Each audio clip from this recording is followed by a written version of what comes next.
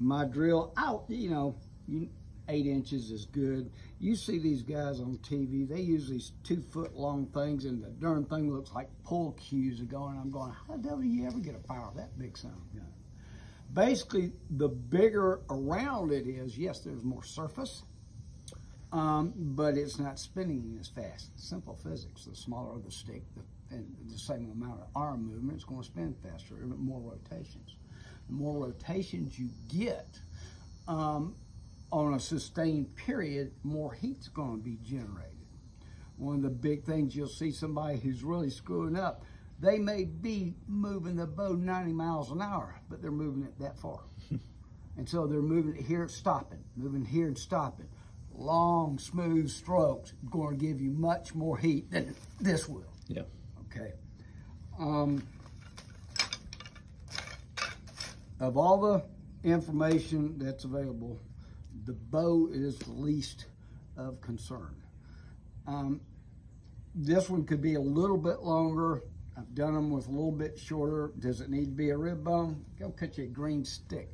What you don't want is you don't want something that's super flexible. I prefer something stiff because when you first start spinning, it's going to spin smooth as silk because there's no friction. But as soon as you build that friction, that piece of wood and that piece of wood is going to grab each other.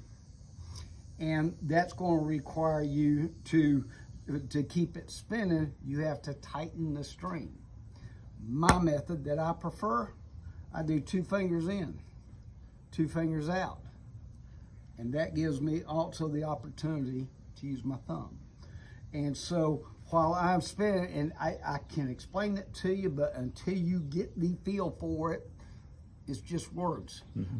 And you'll literally, if you see this thing starting to spin, well, I've got the string perfect. So, and we need to talk about that with yours as well. See, yours is going to flex. Yeah. Yeah, yours is going to flex, which is going to make it really difficult for you to be able to maintain good. If you find your string spinning on the stick, but it's not spinning the stick, the problem is your bow's too flexible. Yeah. I knew I should have brought all those extra bows I had. And you won't, you see me using paracord here. Why? Because back when I was doing school programs and doing shows all over the place, and I'd do 100 fires in a day, you'll wear them out. I've worn out paracord. I've worn out braided nylon. I mean, broke it in half over a period of time. It's enough friction, you'll eventually break it. A fresh green squirrel hide cut up and twisted into strips. You can get one, if you're real careful, you can get 2 embers out of it and the string will break. Yucca works, dog bane works, nettle works, lots of natural cordage works for a few fires. Brain tan buckskin, as far as going natural materials, brain tan buckskin will outlast any of them and whatnot. But there's a lot of friction on that cord, and a lot of people don't realize that. One of the limiting factors in a wilderness situation, we're going to leave right here, and we're going to go find some piece of chert and a hammerstone and knock off a flake, and we're going to take that and work that into a saw edge. We're going to go cut our yucca and cut some yucca leaves and make some cordage and whatnot, cut any old stick for that. Then the 2 problems are your handpiece and the cordage, because the cordage is only going to last for a certain length of time. There's another method called the Egyptian method, where you're wrapping it a bunch of times around the string. It's less friction on the cordage, but it requires a lot more cordage. I mean, I can show it to somebody, it's no big deal, but whatnot. Handpiece. Let's do that. This is Osage orange. This is the densest wood in North America, okay? That hole was originally cut in there, but it's been burned into there. If you look at that, you'll find a point in there, okay? Densest wood in North America, even using oil and whatnot to keep it greased up. I built up enough friction in this thing to where the stick literally was burning the hole deeper. Okay, if the hole gets too deep, then the problem is if there's any wobble at all on your stick, then it's grinding on the edges. You don't want that. You want this to be as friction-free as possible up there. To begin with, you're a greasy son of a gun. I don't care if you got out of the shower 30 minutes ago, you still greasy. And your mama told you make sure you wash around that nose and at the bottom of your mouth and over there behind your ears. That's because you got a lot of oil glands there and whatnot. The hand piece I use, most people hate because it's so small. And until you get used to it, it's a pain. But this is the astragalus bone in the knee joint of the deer. It'll have one side that's fairly straight and dimples on the other side, which for me is perfect for those two middle fingers, okay? It's got a natural opening there. Some of them, the older the deer is, the more round, the more smooth it is. You might have to grind off a little slight ridge in there to get it right. But this thing has started thousands upon thousands of fires. And what I'm doing right now is I just oiled the end of that thing and I am pressing into it. I'm compressing the wood on the end of this spindle to polish it, to make it as smooth as possible. You see the difference there and whatnot. So that is what I prefer on that, okay? My Swiss Army rock for cutting my notches. If we're gonna start completely fresh with a new hole, I'm just gonna take this guy and flatten it out like so. And then just gouge out a little depression. Something. I want my point when I'm doing a fresh hole like this, quite often I like it pointed like that. It won't last long at all like that. All right. I'm right-handed. I want my left foot on that stick, usually about 1 inch or so from where I'm going to drill. I'm going to take my bow, drill, point it, fire end up. Put it on the inside of the string, push forward, and then pull this around. What that does, now the fire end is down, and you see it's wrapped around on the outside. It's not on the inside, it's on the outside. Fire end down right there. Once I get that, let go of the bow, just hold this guy, okay? Got my hand piece. Want to make sure your fingers, your hand, and everything else is out of the way. Nothing's touching that except for that piece right there. We're going to place this right in here. All right, look at my body position. I'm right-handed. My rear end is off my feet. It's up in the air. Right knee down, left shoulder on my knee. This arm must be braced against your leg. There ain't a man alive that can start a fire like that because your hand's bouncing all over the place. You got to brace this hand, hold it into position. Now, that may be a little bit more point than I really want to begin with, so let's just take that off. That'll be good.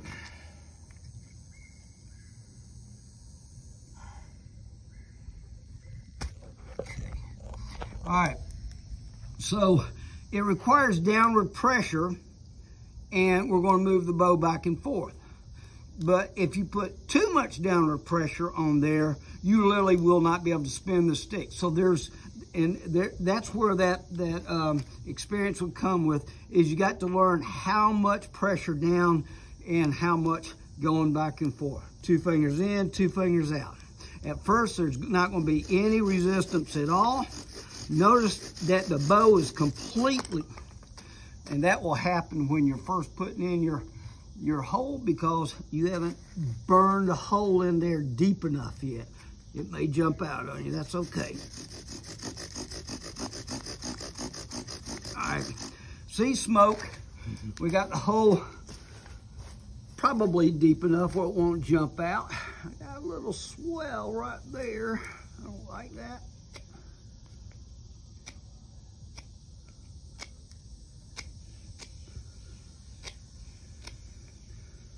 When it comes to most any problem solving, I don't care what's fire, whether it's flint knapping or whatnot, it comes down to, can you figure out what a problem is and solve it? So you saw smoke, you see the blackness where it started to burn the hole, okay? All I want is for it to be deep enough where hopefully it will stay in position without jumping out on me again. If we continue to spin, you'll see lots of smoke and I can burn a beautiful, perfect hole right through there. But you'll get nothing for a fire because you're grinding wood dust off of the ends of this stick and you're grinding wood dust out of that hole. But right now it's going in every direction. You want to concentrate that heated wood dust that you're producing to fall out. Now, different people do things different ways. I'm showing you how I do it. A lot of people prefer the notch to the outside, which is great for video and for showing the public. It's not how I learn, it's what I'm used to. I put the notch on the inside. So I'm just gonna take my good old Swiss Army rock here and saw a notch into the side of that opening. This notch is critically important. A lot of the books and videos and CDs and all that stuff, they'll tell you to cut a pie. Well, a pie cut is sharp on the end. You don't want that. There's anybody that knows anything about the fire triangle, it takes three things. It takes heat, fuel, and oxygen. Heat we're providing by friction. Fuel we're providing by friction. We're grinding off that wood dust and heating it at the same time. Now we need oxygen. So you want this notch to be wide enough to provide oxygen, but not so wide that you lose friction or provide too big of an opening for the stick to fall out. You want it, I like to come down to this bottom end and kind of widen it up at the bottom. That gives me a wider opening there so it doesn't close up. You do not want a point. I like to square off the end down there. Notice it's almost but not quite to the center. Take your time in producing that notch. The notch is critical. That's where a lot of people screw up. All right, now we're ready to get our ember. Again, right-handed, left foot goes about an inch from it. Get your rear end off your feet. Fire in on the inside, twist the stick, drop the bow, grab this, get your hand piece nice and firm. We're going to brace that up against the leg and shoulder on the knee. Get your 2 fingers in, 2 fingers out. Nice, long, smooth strokes. You hear it bumping because it's not a straight stick, so it's not spinning perfectly well.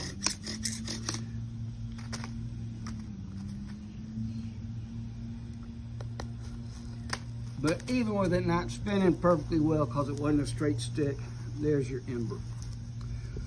You see it's just a pile of wood dust. It's glowing red. You see a little smoke, and it's not going to flame up because it's just a fine powder. Your tinder bundle is anything light and dry and fluffy will catch fire easily. A lot of people get in a great big hurry here, and this is a mistake.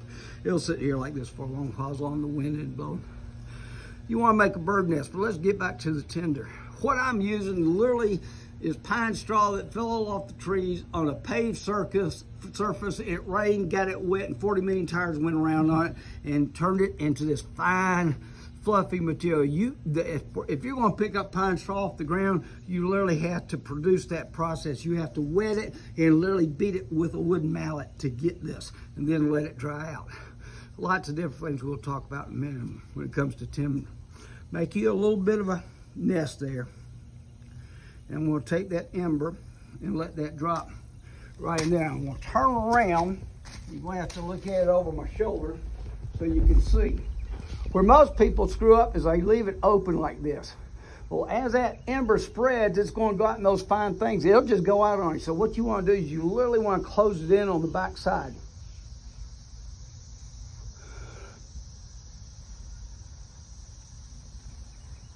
Watch the smoke. When it starts getting thick and greasy, then it's ready for a fire.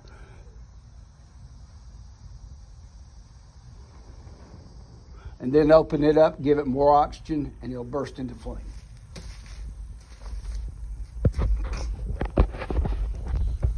This third fire I've ever done.